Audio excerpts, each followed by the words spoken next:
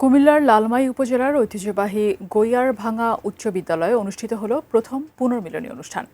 শিক্ষা প্রতিষ্ঠানটি ৫৭ বছরের বিভিন্ন ব্যাচের শিক্ষার্থীরা স্মৃতিময় বিদ্যালয়টিকে ফিরে আবেগপ্রবণ হয়ে পড়েন। প্রাক্তন ও বর্তমান শিক্ষার্থী ও শিক্ষকদের পুনর্মিলনীতে সৃষ্টি হয় উৎসবমুখর পরিবেশ। দিনব্যাপী নানা আয়োজনের প্রায় ২৫০০ শিক্ষার্থী অংশগ্রহণ করেন। স্মৃতিচারণে মেতে ওঠেন সবাই। পাশাপাশি গান, নাচ, কৌতুক, কবিতা আবৃত্তি, জমকালো সাংস্কৃতিক পরিবেশনা উপভোগ করেন নবীন ও প্রবীণরা। এ সময় প্রবীণ শিক্ষার্থী ও শিক্ষকদের বিশেষ সম্মাননা দেওয়া হয়।